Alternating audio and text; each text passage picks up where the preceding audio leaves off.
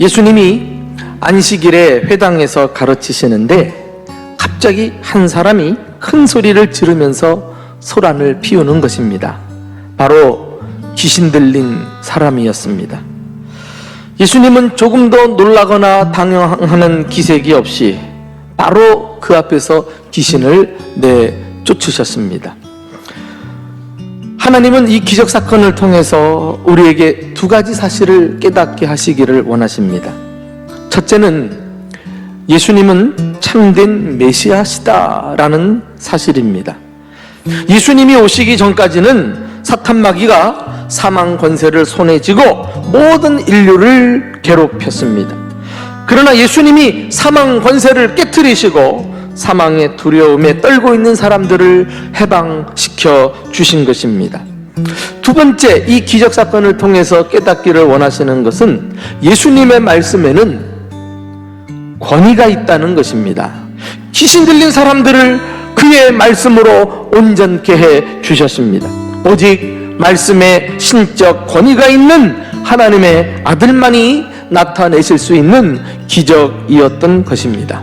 이 예수님의 권세 있는 말씀으로 귀신을 멸하시고 온전케 하시는 사건을 보면서 과연 예수님의 말씀에는 어떤 권위가 있는가 우리가 구체적으로 배우기를 원합니다. 첫째로, 예수님은 말씀으로 귀신의 정체를 드러내십니다.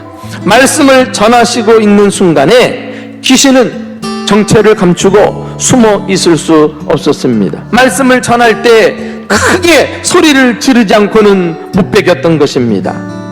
오늘 귀신은 말씀의 권위에 압도되어 자신도 모르게 사람들 앞에서 귀신의 정체를 드러내면서 또한 전혀 의도하지 않은 한 가지 중요한 사실을 선언하고 있습니다. 진리를 드러내고 만 거예요.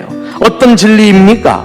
나는 당신이 누구인 줄 아노니 하나님의 거룩한 자신이다. 그런데 중요한 것은 그들은 아는데 그치고 예수님께 나오지 않습니다.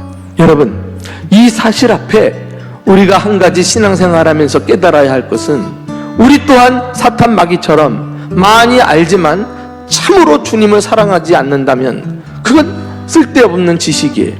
우리가 주님을 지식적으로 알지만은 주님 앞에 나와 그분을 경배하고 그분을 통해 구원받는 믿음까지 나오지 않는다면 신앙생활 헛한 거예요. 바라기는 우리가 주님을 알고 주님에 대한 지식이 늘어날수록 주님을 향한 사랑과 믿음도 더 깊어지는 자리에 나아가는 참 믿음을 가진 주의 백성들 되시기를 예수님의 이름으로 축원합니다.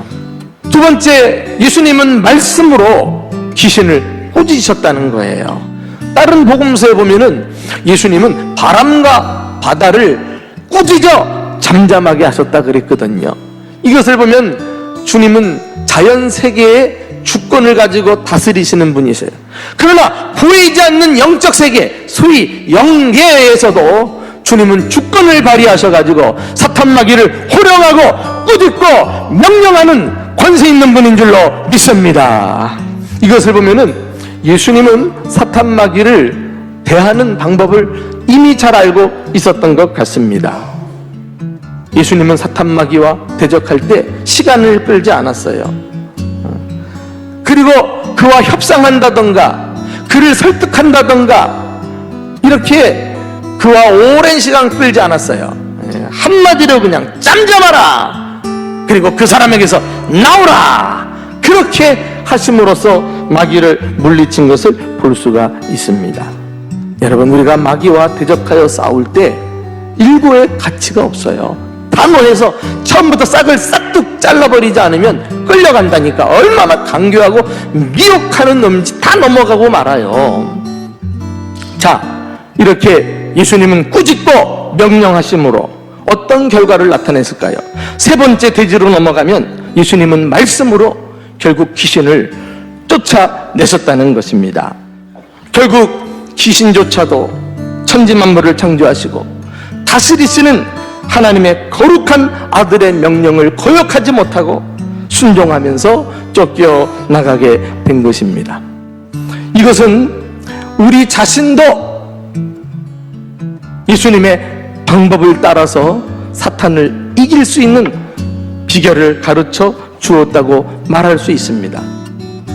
우리가 대적하기만 하면 그들은 우리를 피해서 달아날 줄로 믿습니다. 어떻게 우리가 대적해서 무찌를 수 있느냐 말이에요.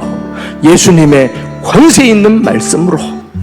우리는 연약하고 힘이 없으니까 예수님의 권능의 말씀으로 충만하게 채워서 마귀를 대적하면 예수님의 말씀에 마귀가 쫓겨나간 것처럼 우리 앞에서 마귀는 지금도 쫓겨나갈 줄로 믿습니다.